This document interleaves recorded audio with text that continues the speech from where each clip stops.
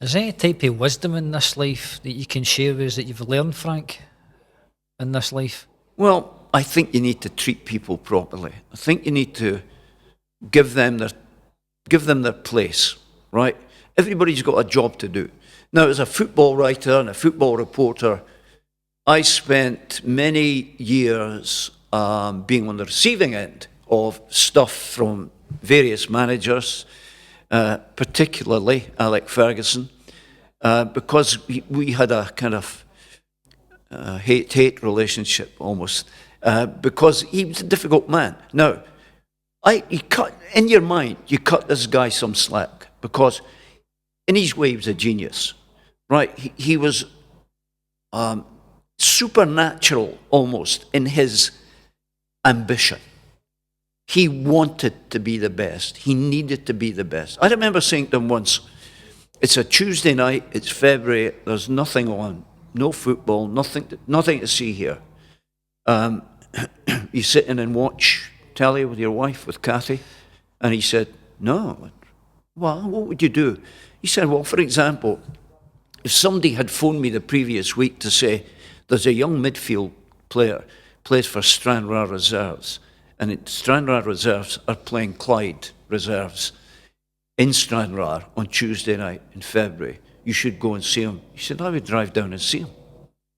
Now, that's the devotion which takes people like him into the stratosphere. That's what makes him the best manager, arguably, ever produced by this country.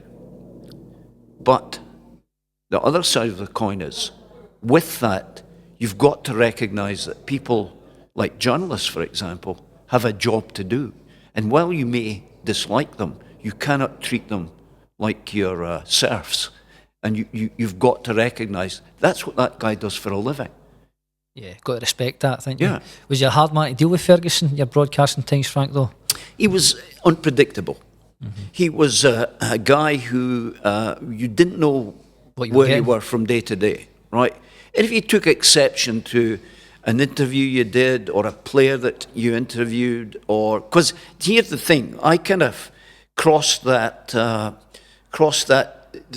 different eras where I would have the home phone numbers for all the players that I needed, right? But when he came, that all changed. Now, he didn't need PR people. He was the PR person. He was the barrier. PR people now are the barriers, right? They call themselves PR people or media officers and all that, but actually they do nothing, virtually nothing, to facilitate the need of the media. Yeah. What they do is they put the barrier between the media and the football club. And so he started that change. And so when I was phoning players, for example, said, well, would you come on my programme on Friday night and be interviewed about the game? And they would say, then they got scared. Oh, you need to speak to the manager. Why do you need to? I don't want to speak to the manager. I want to speak to you. Did he shield his players, do you think, a lot over journalists? Oh, yeah. This is when it all started. And it came as quite a kind of a shock almost, because I remember phoning a player, I don't know if you remember him, Dom Sullivan. He went and played for Celtic. And I phoned him, I said, Dom, I need you to come on the programme. Yeah, fine. He said, but can you run it past the manager? And I said, why? He said, well, we need to get permission. I said, well, you never needed permission before in the previous regime. Yeah, but we need to get permission now. So Ferguson heard about this, and he said, you need to speak to me. And I said, why? He said, because I decide who goes on TV or who goes in the paper. And I said, you know, if you phoned me up and asked me to come up for a meeting, do you think I would say, I need to run it by my head of news and current affairs? Or do you think I would say, well, could you phone him directly and ask him if you're allowed to speak to me? I said, don't be ridiculous. Do you know who backs this up a lot? Roy Keane. I've read Roy Keane's autobiography, and he says Ferguson wasn't the nicest person. Don't get me wrong, he's arguably one of the greatest managers of all time, but Roy Keane kind of backs up what you're saying a wee bit there.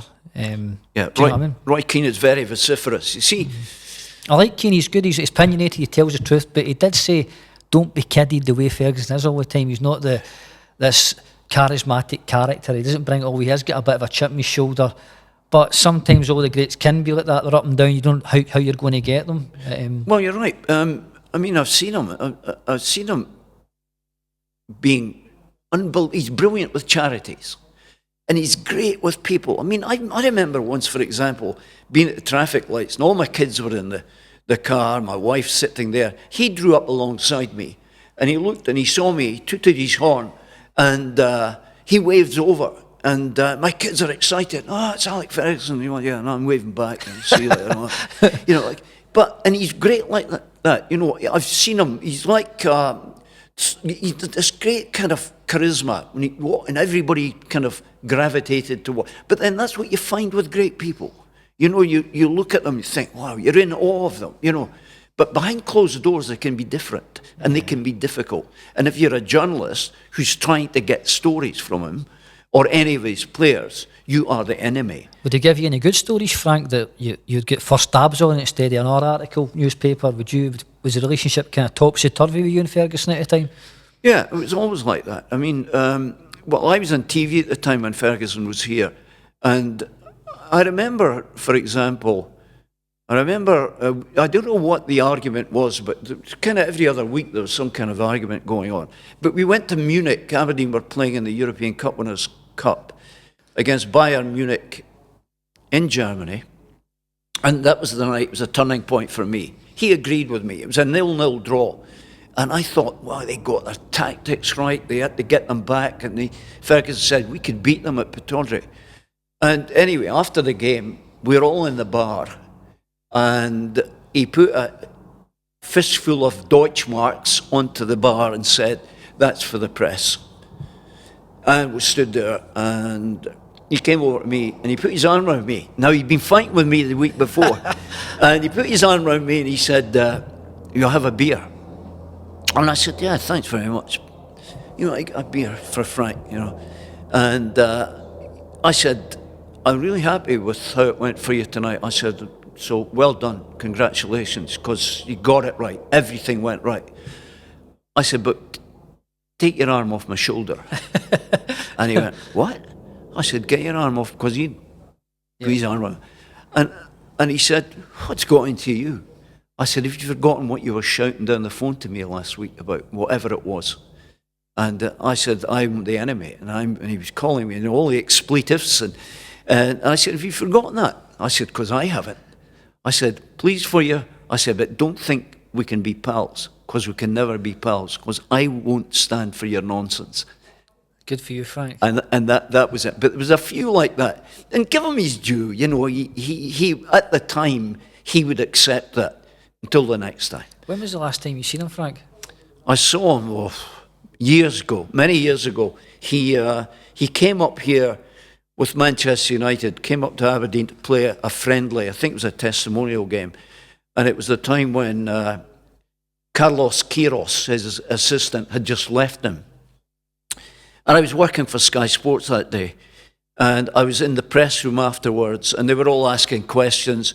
And I'd asked him a question about Queiroz, and I said, Alec, he had his head down. He didn't see me at the back of the hall, the back of the room. And I said, Alec, how much of a blow is that going to be to lose such a high profile, a good assistant who went to become the manager of Portugal? And I think he meant to be the manager of Real Madrid at the time, to be honest.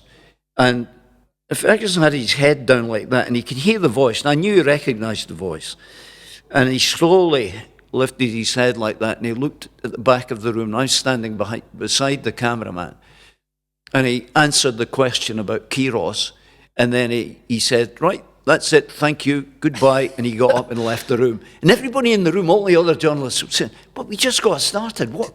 Did he recognise your voice, Frank? He recognised my voice, yeah, and when he looked up, it was confirmed when he looked at me, answered the question, and exit stage left, he went right out the room.